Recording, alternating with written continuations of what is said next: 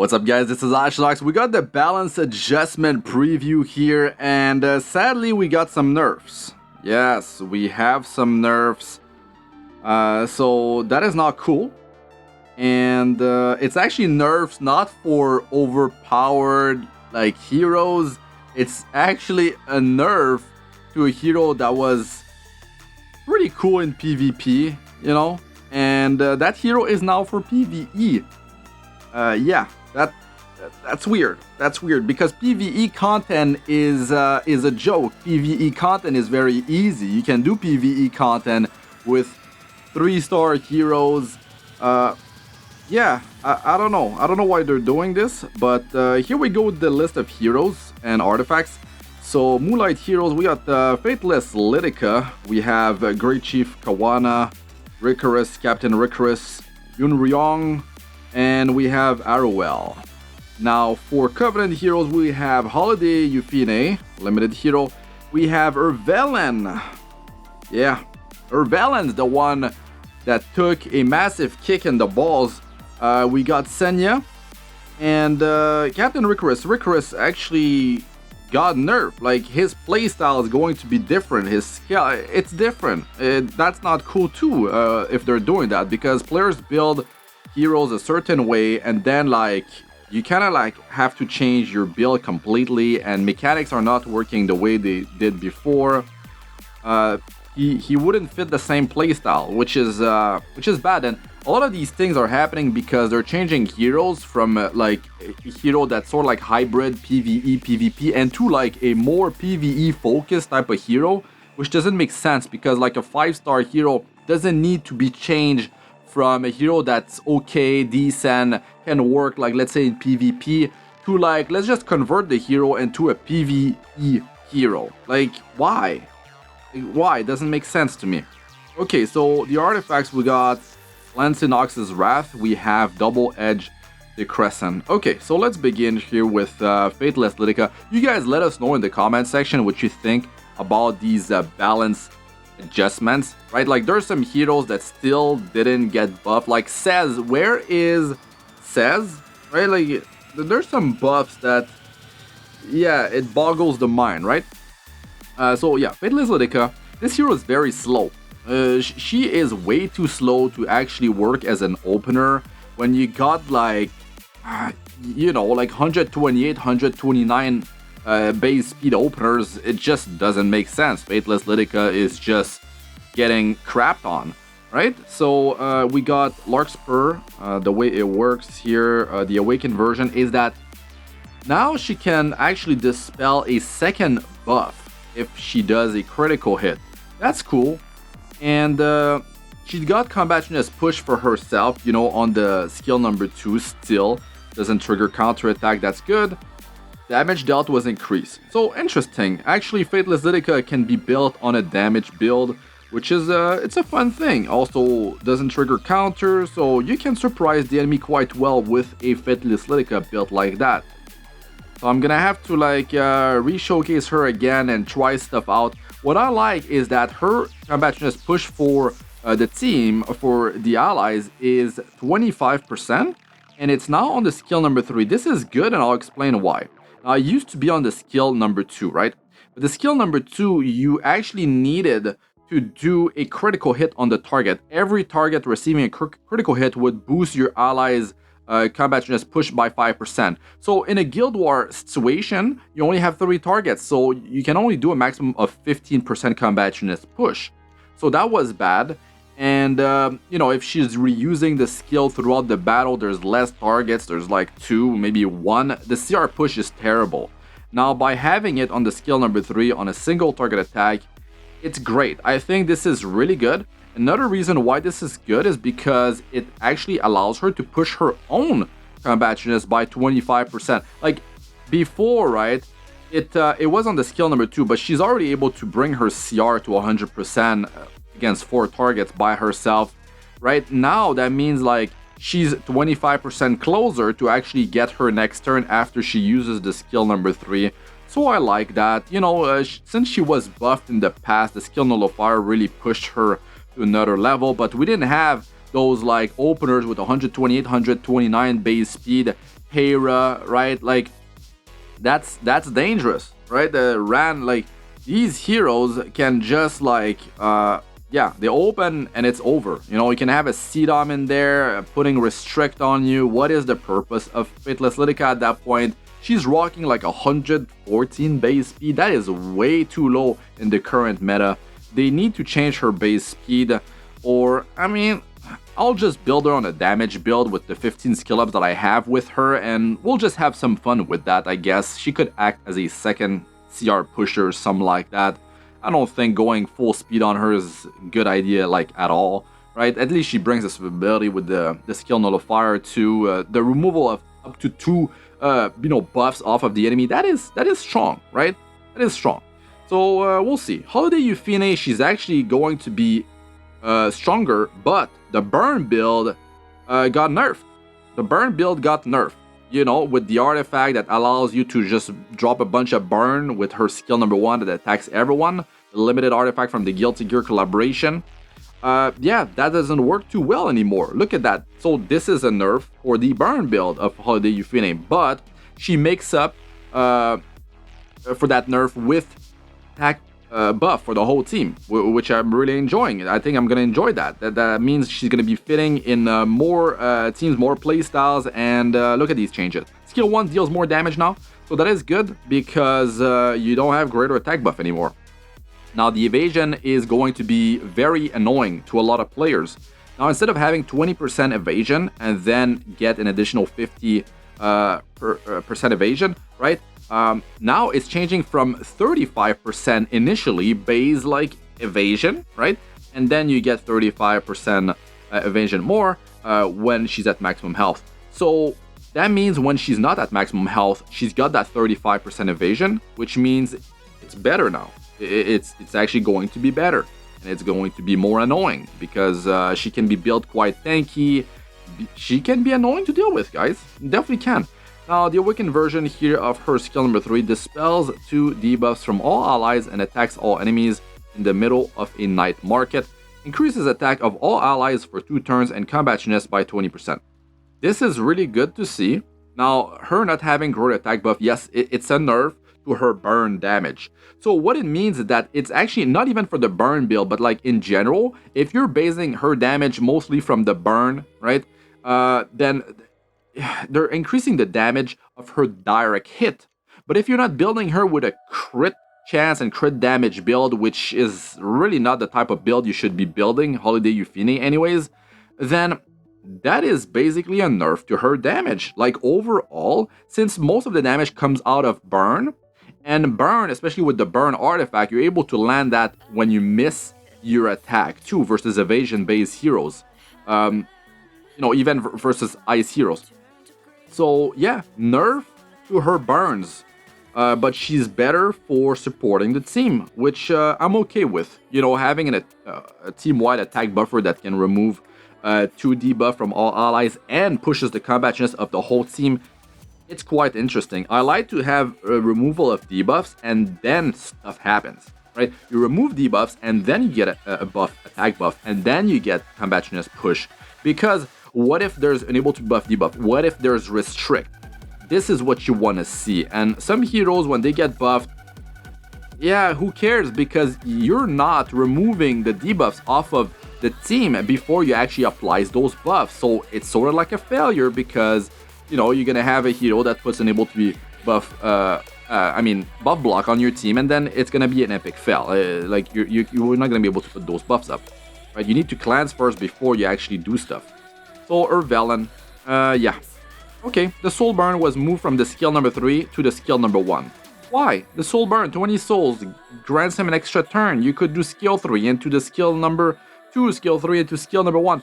Why? Why? We don't need this. This is bad for PvP, but that's not it. Like, this is just the start, guys. This is just the start. Here we go with the Sword of Hatred, right? Look at, like, they butchered this thing, like, real bad. So, attacks the enemy repeatedly. Now, this thing, keep in mind, it had a 2-turn cooldown, right? And he was able to get immunity for 1 turn. And also, you had a combationist push depending on the difference between your health and the target's health. So a lot of stuff was happening with that skill 2 on top of dealing some pretty good damage on a 2-turn cooldown. That was pretty ridiculous. Like, you don't have too many like skill 2s that are such on a short cooldown that you can use often, right? You can cycle those often. A lot of the skill 2 of a lot of heroes are just plain passive skills, right? Like, it's cool when you got like 3 skills you can actually use, right? So here, what else they did? So they did that it increases the caster's attack. You get an attack buff for 2 turns. Okay, maybe you can use that in PvP, right? But when the target is an elite or boss monster, grants an extra turn to the caster. Well, that doesn't work for PvP at all. You know, elite and boss monsters, that's it. That's for PvE. Damage dealt decreased. Cooldown increased to 4 turns. The thing is, he deals the damage before getting the attack buff. So, damage nerf on this, cooldown 2 times higher. 4 turn instead of 2 turn. Okay. That is very bad for PvP. Now, what else do we have? We got the skill number 3. Skill number 3. Attacks the enemy with a sword, granting increased speed and a barrier to the caster for 2 turns. The counter-attacking stance, the counter-attack buff he used to get, he gets no more. No more counter-attack stance. You know, you were able to go and counter-attack and land some defense break, get some free damage from the skill number 1. That was cool. That was cool. But now it's gone, right? Grant increased speed. He doesn't even have like more damage based on speed. Like, he doesn't have an extra multiplier based on how much speed he has. He gets increased speed. He can cycle faster. Whoop-de-doo. More damage over the course of a battle in PvE content. So yeah, counter-attacking stance, it's gone. It's gone. So you still have the thing here that the difference between your health and the target's health, you can deal more damage when the target has more health than you. The bigger difference, more damage up to, more damage, right? And also 60% more damage if the difference is high enough. Okay, so also the Soul Burn, which allowed him to increase buff duration by 1 turn, right, to the counter-attack buff. And also grants him an extra turn, so he can skill 3 into skill number 2 or S3 into S1. That's gone. That's just gone. You just have it for PvE content on the skill number 2. And here in the discussion, they're like, yeah, we made him better for PvE content. Who cares, man? Who cares about PvE content? Who cares about one-shot content? Like, you got players, you don't even need to be a spender, like free-to-play player. You can just set up a one-shot team. You don't need F.O.O.L. I mean, like, why did they have to do that? Now the AI will be using the skill number 2 before using the skill number 3. Yeah, he could S2 and to S3, you know, and just clap monsters in PvE content, but that's not the excitement in this game. When you're in late game, you're into PvP. PvE is like, it's a second thought. Like, it just happens on auto, and that's the end of it, basically. You're just farming on auto, right?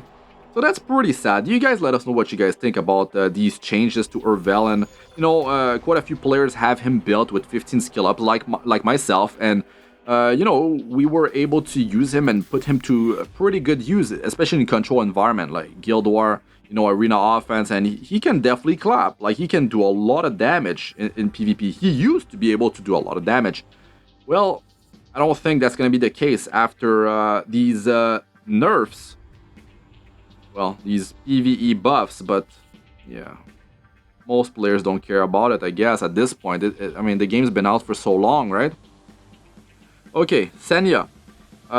So what happens with Senya? We actually have a reliable barrier for all allies for 2 turns, and increased speed of Senya for 2 turns, and the barrier is based on her attack, right? So that is good. It's gonna be a tick barrier for the team, and that's good. That's gonna allow your team to survive better. So definitely a solid change for Senya. And now there's something confusing here. Okay, that's it. She didn't actually have the provoke on the skill number 3, but I thought she did because I got confused with Cecilia. You know, Fire Cecilia got provoke on S3, pretty staple, right? But now Senya has it. Senya provoking hopefully as many enemies as possible to attack her, and that's great. That's definitely great. She's very thick. It's hard to take her down. So definitely powerful. And then when she counter attacks, she can deal some pretty solid damage as well. Yeah, also with her own artifact. So that is cool. That is cool. And also the counter-attacking stance is going to last 3 turns instead of 2. So I think she's getting some solid buffs. Solid buffs. Like Senya was already pretty strong, but now she's going to be even harder to deal with. Even helping the team, not being selfish. Helping the team because she's provoking the enemy. You know, if they're not attacking squishier heroes on your team, that's buying you time. Very valuable, turns. And that is very strong. So I think Senya is definitely getting some nice buffs. You guys let us know. So here we got the exclusive equipments are getting changed, right? So now you actually get a barrier ticker, 20% more tick.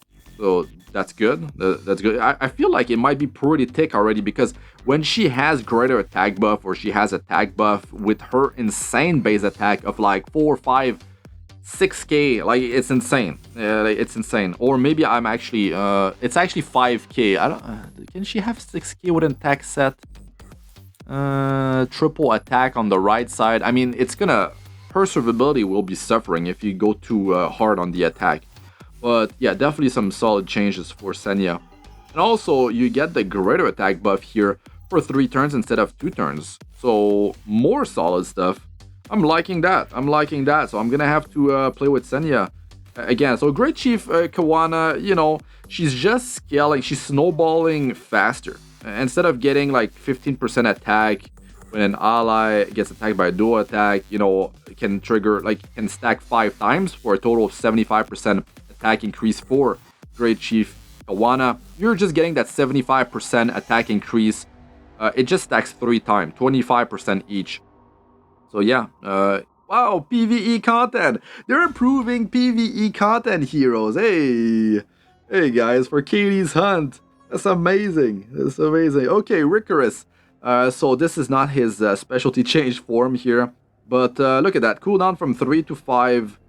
And I'll just move on to Captain Ricorus here. So this is a hero that is changing. From a hero that you want to build like tanky, big health on him. They're just changing him and they want him to scale now based on attack. So his survivability take a massive hit. Some runes boosting his survivability just got like scrapped. They got changed for boosting his damage. So I guess maybe he could deal some decent damage, but it's heavily changing the way he's going to get played, which is sad to a lot of players. So the Supreme Spear, we got decreased debuff duration of all allies by 2 turns, attacks all enemies with Spear Art with 80% chance each to inflict decreased speed and restrict for 2 turns. You actually get 20% more here from the rune, so it's 100% chance, right, for speed down and restrict.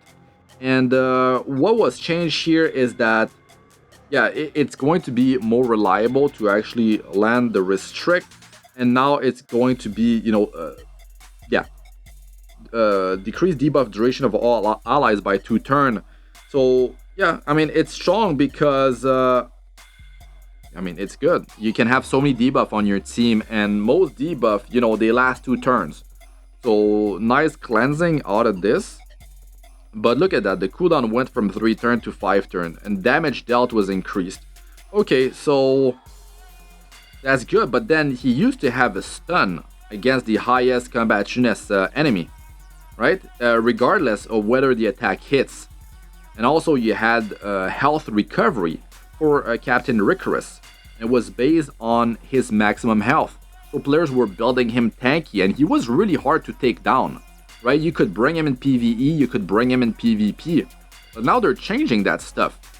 You know, he's going to be cleansing, but I mean, there's a lot of heroes that can deal with debuffs, right? You got to understand that. And he had something unique going for himself of stunning the enemy with the highest combatness, right? He's got health recovery. Anyways, let's move on here, but you can see runes here going from health 20% to attack 15%, defense 15% to crit chance 10%, right? Increasing hit of all allies. by 5% to not having hit increase for all allies anymore. This thing is just gone. It is just gone. Okay. Increase attack of all allies of 5%. Okay, what else do you have? Damage dealt increased by 20% when attacking a Dark Elemental hero. I mean, that's gone, and I'm cool with that because, you know, when they have heroes, they're like, oh, let's make this hero, like, strong versus this element. Actually, in the case of, like, he's light and he's dealing 20% more damage versus dark, that is okay for PvP because, like, there's a lot of light and dark heroes that are getting used, you know, in PvP, endgame, RT, all that stuff. So that's not too bad. But when you have like an earth hero that's going to be that much stronger versus ice, I mean, you know, that's going to be like for mostly PvE content, right?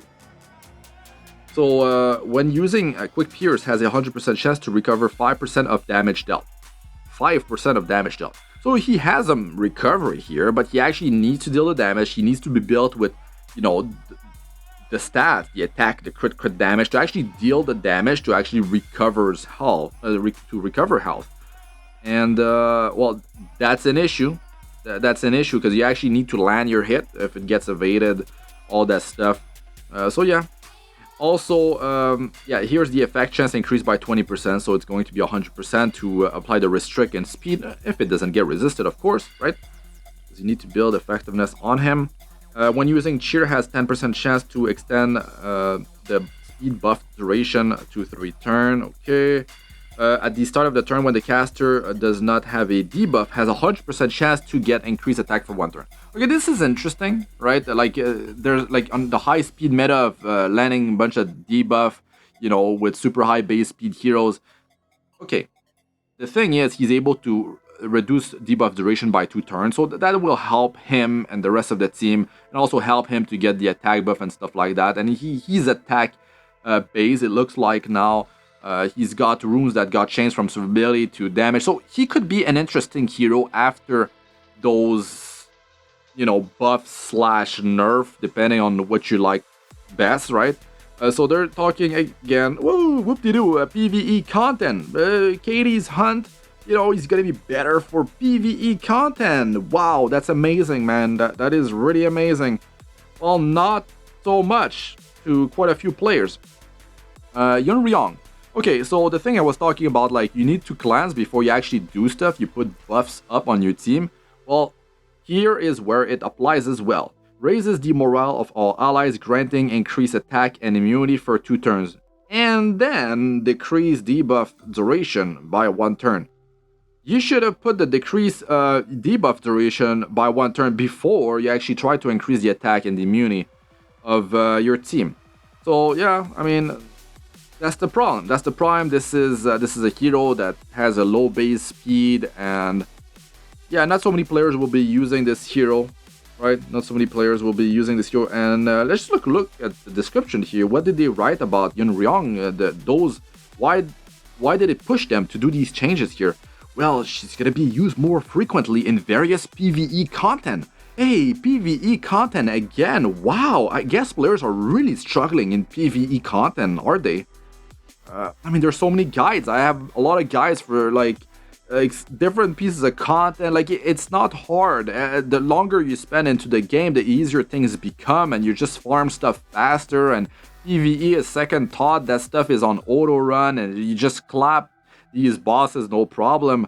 I don't know why they need to do all these PvE like buffs to different hero, even dramatically change the way a hero works. Make that hero garbage in PvP to make him like good. I mean, I guess Ervalin's gonna clap real hard in PvE in terms of damage, but like, so does many other heroes. Like, they do that, even 3-star heroes. Why? I mean, some heroes are really good, like in PvE content, but they're still like good in PvP too. Yeah, it doesn't make sense. They're gonna have to have the what's it called? Recall. They're gonna have to have the recall function. There's no way, like, players are gonna be super angry about that. Aero.Well receiving buffs over the years, I guess, and Aero.Well not seeing the light of day, basically. So Aero.Well here, Shield Trust. Attack with a sword and shield with 75% chance each dispel 2 buffs. Okay, usually the way it worked before, it was like 75% chance to dispel 2 buffs one time, right? Now you got yeah, you got 2 chance. When she hits, it's like 2 hits, right? So it's 2 chances to dispel 2 buff each. So that's good. That's good. Damage dealt increased. Okay, I don't know how much damage she used to do, but it's gonna be more now. Increase effect chance to 100%. The soul burn for 10 souls. Good too. More reliable to you know, dispel buffs from the target. Chord at the start of the battle and at the end of the turn grants the score to the caster for 1 turn. After an ally except for the caster suffers a single attack, increase combativeness of the caster by 10%. So more cycling here, and you got here the scaling of attack decreasing and the health scaling increasing. So the awakened version here, attack with a sword, 100% chance to stun for 1 turn and grants a bearer to all allies for 2 turns. Damage dealt and bearer strength is increasing proportional to the caster's maximum health. That's some good changes right there, but how usable is she going to be? That's the thing. Like, not, you know, not a PvP hero, right? And look at this thing. The soul burn. Let's say she was going to be used in PvP. You got ignore effect resistance and you can just stun, right? So that's a reliable way to stun. But now, no. And then you were able to decrease combat sureness, you know, while ignoring effect resistance. So that's pretty good the way it was before. If, let's say, I mean, I'm not saying the hero is good, but I'm saying that if you wanted to use her to, like, do the stun, soul burning, her to ignore effect resistance, well, now it's gone. That's gone. So I don't know how many players were actually using her for that. I mean, there's plenty of other heroes that can stun, but ignoring effect resistance is quite strong. If you want something reliable, right? Maybe in a controlled environment like Guild War, maybe you're baiting dark into her and you want that stun. You know, you want that thing. Well, yeah, that's not gonna be reliable with ignore effect resistance anymore. So yeah, overall, I guess she's better for PvE. She's better for PvE. Nah, stun is not something you can do against bosses. Here, artifact balance adjustment. Astranox's Wrath. So this thing is it's definitely better. This took a long time to build up. I mean, 20 stacks. Are you kidding? Increases critical hit chance by 15% after activating an extra attack on the caster's turn. Increases combat chance by 10 to 20%. So at plus 15, it's going to be 15% CR push. And that's good for Alencia, right? Like, because you got the passive, the second attack that can trigger. So some CR pushing there could be good. Could be good. And before, let's say you had this thing at plus 15, right? You just have 1 copy. I mean, you're not a whale. You don't have this thing maxed out. Yeah, you needed to have 10 heroes start their turn to actually get, you know, 15% critical hit chance. But now you just straight up get it at the start. That's good, and you always have it. So yeah, pretty nice. Now this one is the one I'm hyped for, double-edged decrescent. Look at this thing. It used to be a you know, single target attack dealing more damage and chance to silence. That was pretty garbage. I mean, the attack, it could stack 3 times, but now look at this thing. Increase evasion by 20%, flat, straight up. Like, it doesn't matter how many limit break you have, what enhanced level it's at. You just straight up get 20% evasion. Then after successfully evading, has a 15 all the way up to 30% chance to counterattack. This is gonna be dangerous. This thing is gonna be really dangerous. Double-edged decrescent will be enabling crazy stuff that just couldn't happen before. Imagine Rylot. Imagine Rylot with this thing. Man, like, more evasion and then, like, oh my god, like, all these counterattacks. But, you know, it's not 100% chance to counterattack, because you need to evade first. You know, they need to hit you, you need to evade, and then it's a chance to counterattack. It's just not 100% happening like Violet, like Cancer's Violet OP. So yeah, no, not too bad. It's definitely going to enable some annoying / cool things depending on which side you're standing, right? So yeah, let us know what you guys think about all that in the comments section. I'm Astranox. Oh man, like F.O.O.L, just like The beating he took on that one, right? The beating. Oh man, so many buffs for PvE though. Why? It just doesn't make sense. You guys let us know in the comment section. Alright, that's it for this one. I'm Astranox. Good luck with all you do. Peace out for now.